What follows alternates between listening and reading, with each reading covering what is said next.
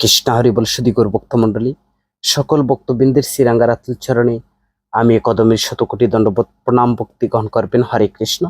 আজকে আমরা আস্বাদন করব দুর্গা তত্ত্ব, দুর্গতি নাশিনী দেবী দুর্গা সম্পর্কে, পরম ব্রহ্ম ও তার শক্তি, পরম ব্রহ্মের বিবিধ শক্তি এবং তার বৃত্তি।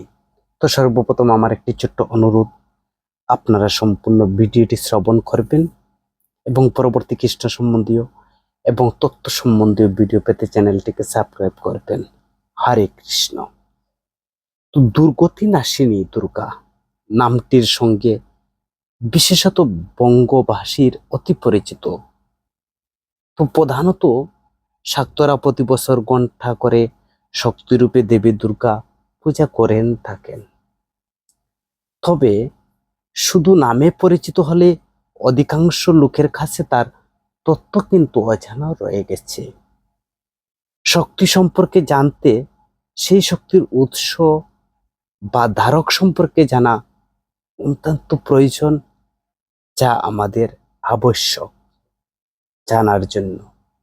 তো সমস্ত শক্তির আধার পরমেশ্বর ভগবান, পরম ব্রহ্ম নামে জগৎ বিদিত। বৃহৎ ধাতু হতে ব্রহ্ম শব্দ নিষ্পন্ন, যার অর্থ বিহংহতি বিহংহয়াতি চ ইতি ব্রহ্ম। যিনি স্বয়ং বৃহৎ অর্থাৎ বড় এবং যিনি বৃহৎ করেন অর্থাৎ হয়তি। বিষ্ণু পুরাণে বলছেন যে বৃহত্ত এবং বৃহন্ত আছে বলে ব্রহ্ম পরম তত্ত্ব। আর এর সমর্থনে সেতরে বলা হয়েছে তার সমান কিছু দেখা যায় না, তার থেকে বড় কিছু দেখা যায় না। আর যে কথা শ্রীমদ্ ভগবদ গীতার 7ম অধ্যায়ে 7 নং শ্লোকে বর্ণনা করতেন শ্রীকৃষ্ণ। তিনি স্বয়ং বলছেন যে মত্ত পরতম নান্যত কিঞ্চিৎ দদন্তি ধনঞ্জয়। হে ধনঞ্জয়, আমার অপেক্ষায় শ্রেষ্ঠ আর কিঞ্চিৎ বস্তু নেই, আমার চেয়ে বড় আর কিঞ্চিৎ কোনো বস্তু নেই। সেখানে ভগবদ গীতার 7ম অধ্যায়ের 7 নং শ্লোকে ভগবান স্বয়ং অর্জুনকে বলছেন, যিনি বড় করেন তার নিশ্চয় বড় করার শক্তি আছে, তাই তিনি শক্তিমান। আর তার সমান বা অধিক শক্তি কারণেই বলে তিনি সর্বশক্তিমান। ঈশ্বর পরম কৃষ্ণ সচ্চিদানন্দ বিগ্রহ, অনাদিরাদি গোবিন্দ সর্ব কারণের কারণ। আবার শক্তিতে বৃহৎ হওয়ায় শক্তির সংখ্যায় এবং প্রত্যেক শক্তির পরিমাণে তিনি সর্ব অপেক্ষায় সমধিক রূপে তিনি হচ্ছেন বৃহৎ, তাই তার শক্তি অনন্ত। ভগবানের পরম ব্রহ্মের শক্তি অনন্ত শক্তি। তাই শ্বেত উপনিষদের শ্রুতিতে বলা হয়েছে এই ব্রহ্মের বিবিধ পরাশক্তি রয়েছে বা আছে, জ্ঞান বল ক্রিয়া আছে, এবং এগুলো স্বাভাবিকই বস্তুর যে শক্তি বস্তুর সঙ্গে অবিচ্ছেদ্যভাবে বিদ্যমান। তাই এই বস্তুর স্বাভাবিক শক্তি, যেমন অগ্নির দাহিকা শক্তি, যাকে অগ্নি থেকে বিচ্ছিন্ন করা যায় না। অগ্নিতে উত্তপ্ত লোহার যে দাহিকা শক্তি স্বাভাবিক নয়, কেননা লোহারও সেই শক্তি আগুনের আকার যে পূর্বে ছিল না, এবং আগুন থেকে সরিয়ে নেওয়ার কিছুক্ষণ পরেও তা থাকবে না। তাই তাকে বলা হয় যে আগন্তিক শক্তি। তাই অগ্নিতে উত্তপ্ত অবস্থায় লোহের দাহিকা শক্তি থাকলে তাকে লোহের শক্তি বলা হয় না, তা হচ্ছে আগুনের শক্তি। কিন্তু সুতরাং কোনো বস্তুর শক্তি আছে বললেই তা এই বস্তুর স্বাভাবিক শক্তিকে বোঝায়। আর যে শক্তি সেই বস্তুতে অবিচ্ছেদ্য রূপে বিদ্যমান, এতএব পরম ব্রহ্মের যে শক্তি আছে বললেই বুঝতে হবে তা তার স্বাভাবিক শক্তি এবং পরম ব্রহ্মের নিত্য বস্তু বলে তাতে বিদ্যমান শক্তিও নিত্য। এমনকি জড় বিজ্ঞানের ব্যাখ্যা অনুসারে শক্তি নিত্য, তার কখনো বিনাশ হয় না, কেবল রূপান্তর হতে পারে।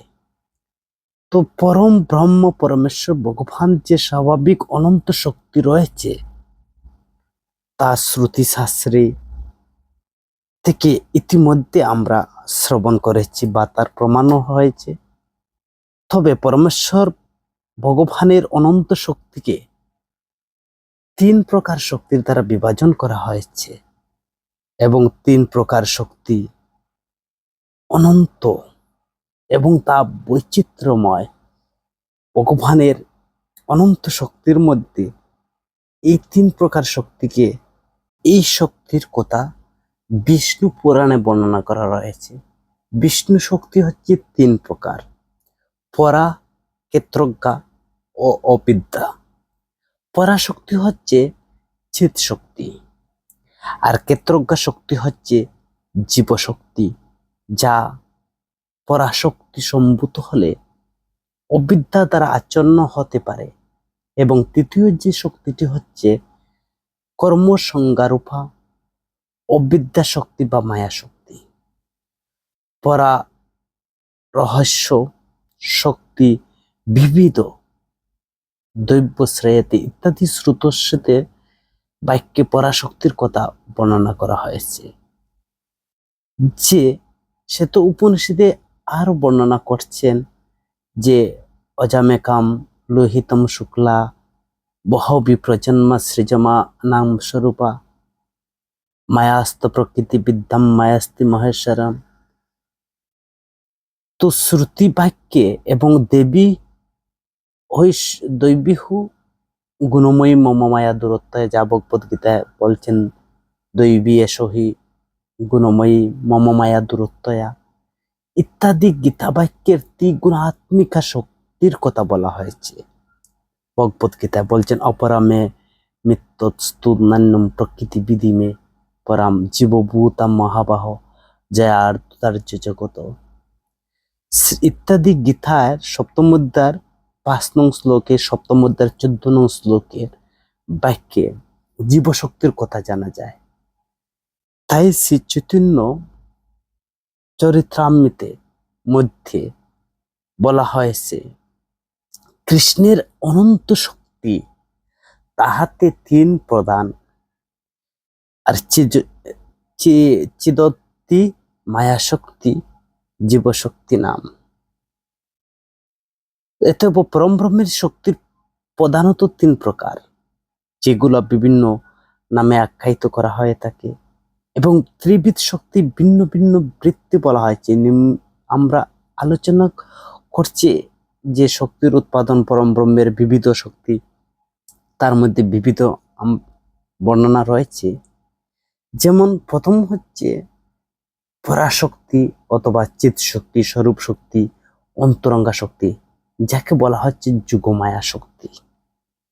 অন্তরঙ্গা শক্তি কি যুগমায়া, যেমন সন্দিনী শক্তি, সম্বিত শক্তি, আহ্লাদিনী শক্তি, এটাকে পরাশক্তি বলা হয়। সম্বিত শক্তি তো সচ্চিত আনন্দ, আর অপরাশক্তি বলা হচ্ছে যে মায়া শক্তিকে অপরাশক্তি বলা হয়, বহিরঙ্গা শক্তি বলা হয়, বিন্না শক্তিও বলা হয়, সেটা হচ্ছে মহামায়া শক্তি।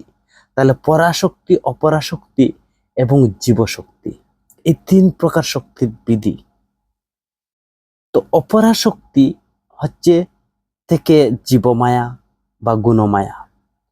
জীবমায়া যে শক্তি থেকে এসেছে আবরণাত্মিকা এবং প্রক্ষেপণাত্মিকা, আর ওই যে অপরাশক্তি থেকে গুণমায়া শক্তি, আর এই গুণমায়া শক্তি থেকে সত্যগুণ, রজগুণ, তমগুণের উদ্ভব। আর বহিরঙ্গা শক্তির আরেকটি প্রভাব রয়েছে বিদ্যা অবিদ্যা মায়ার নিমিত্তাংশের বৃত্তি।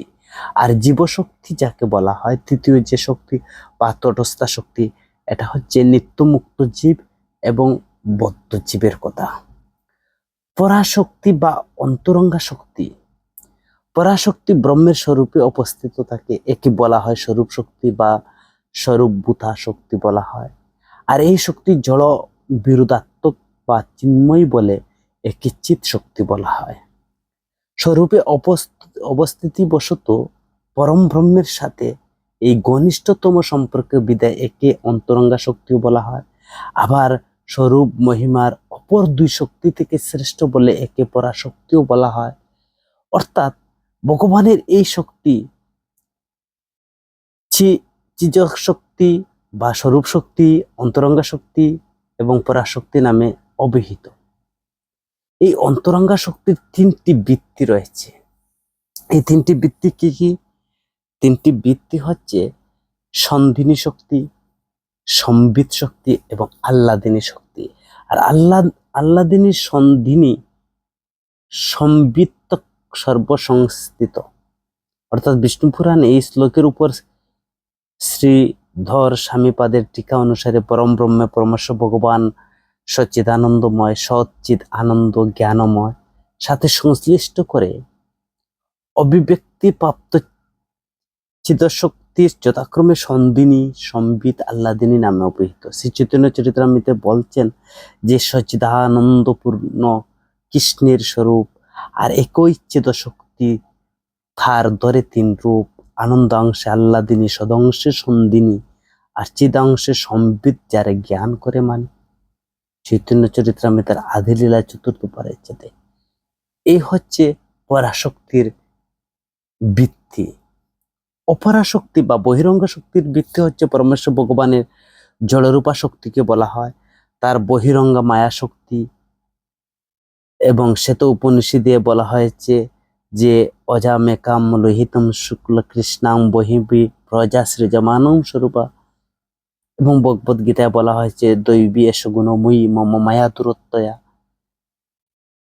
এইভাবে সেই প্রকৃতিকে বলছেন অহংকার ইতিয়াম্মে বিন্না প্রকৃতি অষ্টদা, ভগবদ গীতার সপ্তম অধ্যায় চতুর্থ শ্লোকে। আর ভাগবতে বলা হয়েছে যে এই যে শক্তির কথা, এবং কি গীতায় বলা হচ্ছে ঋতার্তুম যৎ প্রতীয়তে ন প্রতীয়তে চাচ্চ আত্মানি। তো মায়ায় মে, তো শ্রুতি স্মৃতি বাক্যের পরম ব্রহ্মের বহিরঙ্গা শক্তির উদ্ভব এখানে উল্লেখ পাওয়া যায়, যা ভাগবতের দ্বিতীয় স্কন্দের নবম অধ্যায় ৩৩ নং শ্লোকে বলা হয়েছে যে মায়াম যথাবাস যথাতম। তো এই ত্রিগুণাত্মিকা মায়া পরব্রহ্মের শক্তি হলেও তা চেতনাময়ী বা চিৎ শক্তি নয়, জড় স্বরূপা শক্তি বা জড়রূপা শক্তি। শ্রীমদ্ ভগবদ গীতার সপ্তম অধ্যায়ের চতুর্থ শ্লোকে মায়া শক্তির কথা উল্লেখ করেছেন। ঠিক পরবর্তী শ্লোকে বলা হয়েছে এই মায়া শক্তি অপরা বা অপরিমেয় স্থান নাম। অপরা শব্দের অর্থে বলা হয়েছে অপরা ন পরা নিকৃষ্টা শুদ্ধার্থী সংসার স্বরূপা বন্ধন আত্মিকা। পরা নয় বলে, নিকৃষ্টা বলে তার শুদ্ধ অনর্থকারী, সংসার স্বরূপা বন্ধন আত্মিকা বলে মায়াকে অপরা বলা হয়েছে। আর এই মায়া নিকৃষ্টা কেন, সেই সম্বন্ধে ঋষিরা বর্ণনা করছেন, মহাত্মারা বর্ণনা করছেন যে জড় বলে মায়া নিকৃষ্টা। তো নিকৃষ্টা জড় আত্মিকা, জলরূপা বলে মায়া নিকৃষ্টা বা অপরা বলা হয়, যা অচিত বা চিত বিরোধী, তাই হচ্ছে জড়। জড় কি? জড় হচ্ছে অচিত বা চিত বিরোধী যে বস্তু, তাকে জড় বলে। আর যা অজড় বা জড় নয় তাই চিত বলা হয়। সুতরাং ভগবানের চিত শক্তি বা স্বরূপ শক্তি এবং মায়া শক্তি পরস্পর বিরুদ্ধ ধর্ম বিশিষ্ট। চিত শক্তি চেতনাময়ী, মায়া শক্তি হচ্ছে অচেতন। তো চিত শক্তির স্বয়ং প্রকাশ অপরকে প্রকাশ করতে পারে, আর মায়া শক্তির স্বপ্রকাশ নয়, অপরকে প্রকাশ করতে পারে না। চিত শক্তি সূর্য সদৃশ, মায়া অন্ধকার সদৃশ। সাপের পরিত্যক্ত যে খোলস সাপের অংশ, কিন্তু সাপ চেতন বস্তু হলেও তার পরিত্যক্ত যে কুলসটা রয়েছে সেটা কিন্তু অচেতন। তদ্রূপ পরম ব্রহ্মের যে অন্তরঙ্গা বা চিৎ শক্তির যোগমায়া পরিত্যক্ত অংশভূতা বহিরঙ্গা শক্তি হচ্ছে অচেতন বা জড়স্বরূপা। আর এই প্রসঙ্গে শ্বেতশ্রুতিতে বলা হয়েছে যে অজহুক, এক অজ জীব এই মায়াকে বুক করে মায়ার কর্তৃক আলিঙ্গতা হয়ে থাকে, অপর এক অজ পরমাত্মা ভুক্ত পদার্থের নিয়ে তাকে পরিত্যাগ করে। তো সাপের কুলস স্বরূপ সাপের অংশ হলেও সাপের দেহের বাইরে থাকে, আর এই কুলস সাপকে স্পর্শ করতে পারে না, আর সাপও সেই কুলসকে কখনো স্পর্শ করে না। তেমনি বহিরঙ্গা মায়ায় পরব্রহ্মের যে চিৎ শক্তির উপর যুগমায়া এবং পরম ব্রহ্মের পরমেশ্বর ভগবানকে কখনো স্পর্শ করতে পারে না। তাই ভগবদ গীতায় এই মায়াকে বিন্না প্রকৃতি বলা হয়েছে। বিন্না বা বহিরঙ্গা এর অর্থ ওই যে ধরুন আপনি টেপ রেকর্ড করছেন, আপনার কথা রেকর্ড করছেন, তো রেকর্ড করা কথাগুলো তখন আপনার থেকে বিচ্ছিন্ন হলেও তাও আমার কথা। তেমনি বহিরঙ্গা মায়া শক্তির সঙ্গে পরমেশ্বর ভগবানের প্রত্যক্ষ সম্পর্ক নেই বলে তা বিন্না প্রকৃতি বা বহিরঙ্গা শক্তি। তাই মায়া পরম ব্রহ্মের শক্তি হলেও তা কখনো পরম ব্রহ্ম স্পর্শ করতে পারে না। ব্রহ্মের বহির্দেশে মায়ার অবস্থিত বলে এই মহামায়াকে ভগবানের বহিরঙ্গা শক্তি বলা হয়। আর এই বহিরঙ্গা শক্তি হচ্ছেন ভুবন পূজিতা মাতা দুর্গা। দেখুন তো দেবী দুর্গা খে ভগবানের এই বহিরঙ্গা শক্তি হচ্ছেন মাতা দুর্গা। মায়ার বৃত্তি সমূহ, মায়ার দুইটি বৃত্তি রয়েছে, জীবমায়া এবং গুণমায়া। জলাশয়ের প্রতিফলিত সূর্যের তেজরাশি যেরূপ দৃষ্টিতে আবৃত করে, তেমনি জীবমায়া জীবের প্রকৃত জ্ঞানকে আবৃত করে রাখে। অন্যভাবে মায়ার যে বৃত্তি জগতে সৃষ্টি স্মৃতি প্রলয়ের গৌণ নিবৃত্ত কারণ, আর সেই বৃত্তি হচ্ছে জীবমায়া। তো জীবমায়া আবার দুইটি বৃত্তি রয়েছে, আবরণ আত্মিকা, বিজ্ঞান আত্মিকা, বিক্ষেপাত্মিকা। তো আবরণ আত্মিকা বৃত্তি জীবনের মধ্যে জীবের স্বাভাবিক জ্ঞান তথা চিৎবস্তু ভগবৎ সত্তা স্বরূপ জ্ঞানকে আবৃত করে। আর বিবেকজ্ঞান আত্মিকা যে জীবের বৃত্তি, তার মধ্যে অন্য জ্ঞান জন্মায়, যার ফলে জীব দেহ আত্মবুদ্ধি জন্মায়, জড় বিষয়ে ভোগের চিত্তকে বিক্ষিপ্ত করে। সতরজতম এই মায়ার তিনটি গুণ জগতে গৌণ উপাদান কারণ, একে বলা হয় গুণমায়া। এই প্রসঙ্গে বিভিন্ন আলোচনা রয়েছে। মায়ার নিমিত্তাংশ দুইটি বৃত্তি, বিদ্যা এবং অবিদ্যা। তো বিদ্যা হচ্ছে সত্যগুণময়ী আর অবিদ্যা হচ্ছে তমগুণময়ী। ভাগবতের একাদশ স্কন্ধে বর্ণনা করা হয়েছে যে ভগবান উদ্ভবকে বলছেন, হে উদ্ভব, যে বিদ্যা জ্ঞান এবং অবিদ্যার কথা, যে জ্ঞান এবং অজ্ঞানতা উভয় আমার দ্বারা সৃষ্টি এবং তা আমারই শক্তির অভিপ্রকাশ। তো উভয় অনাদি অনন্ত রূপ দেহ ধারণকারী জীবদের নিত্যকাল মুক্তি এবং বদ্ধ দশা ভোগ করায়। যখন আমি অবিদ্যাকে প্রেরণ করি তখন জীবের বন্ধন হয়ে থাকে, আর যখন বিদ্যাকে প্রেরণ করি তখন মুখ্য স্ফূর্তি হয়। আবরণাত্মিকা এবং বিজ্ঞান আত্মিকার মায়ার অবিদ্যার অংশবৃত্তি। তটস্থা শক্তি হচ্ছে জীবশক্তি। শ্রীমদ্ ভগবদ গীতার সমস্ত বৈদিক শাস্ত্র অনুসারে জীব পরমেশ্বর ভগবানের ক্ষুদ্রাতি ক্ষুদ্র অংশ। মামে বংশ জীব লোক জীব ভূত সনাতনে, যা ভগবদ গীতার 15 অধ্যায় 7 নং শ্লোকে বলছেন, মম অংশস্য জীবস্য। ভাগবতে বলছেন জীবের স্বরূপ চিত্রূপা, জড় নয়, তাই পরম ব্রহ্মের সাথে তার সংস্পর্শ হতে পারে না। সরাট পরম ব্রহ্মের অংশ বলে জীবের মধ্যে অতি ক্ষুদ্র স্বতন্ত্রতা রয়েছে, আর সেই স্বতন্ত্রতার দ্বারা জীব ভগবানের অন্তরঙ্গা শক্তির অবস্থান করতে পারে, আবার বহিরঙ্গা শক্তির অধীনে এই জড় জগতে আবদ্ধ করতে থাকতে পারে। তাই জীবকে ভগবানের তটস্থা শক্তি বলা হয়। অবস্থান বা স্থিতি জীব দুই শ্রেণীর, নিত্য মুক্ত অনাদিকাল থেকে মায়াবদ্ধ, যাকে নিত্যবদ্ধ বলা হয়, আর মায়াবদ্ধ জীব জড় জগতের জন্ম মৃত্যুর আদি নানা প্রকার দুঃখ ভোগ করে তাকে ভগবানের কৃপা মায়া মুক্ত হতে চিৎ জগতে ফিরে যেতে পারে, আর যেখানে জীব তার স্বরূপে অধিষ্ঠিত হতে পারে। তো দেবীর আলোচ্য বিষয় হচ্ছে যে যেখানে জীব তার স্বরূপে অধিষ্ঠিত হয় পরমেশ্বর ভগবান নিত্য সেবায় যুক্ত হয়। আমাদের মূল আলোচ্য বিষয় যে দেবী দুর্গা, যিনি ভগবানের ভগবানের যে বহিরঙ্গা মায়া শক্তির মূর্ত প্রকাশ। দেবী দুর্গা হচ্ছেন দুর্গতি নাশিনী। দেবী দুর্গা হচ্ছেন ভগবানের যে অনন্ত শক্তি, তার মধ্যে যে ভগবানের যে বহিরঙ্গের যে শক্তি রয়েছে, বহিরঙ্গা মায়া শক্তির একটি মূর্ত প্রকাশ। তাই এখানে আমরা বিশেষত মায়া শক্তি বিশেষ ভাবে বর্ণনা করা রয়েছে। মায়া পরমেশ্বর ভগবানের অধীন। হরে কৃষ্ণ। দেবী দুর্গা হচ্ছেন ভগবানের বহিরঙ্গা মায়া শক্তি। হরে কৃষ্ণ।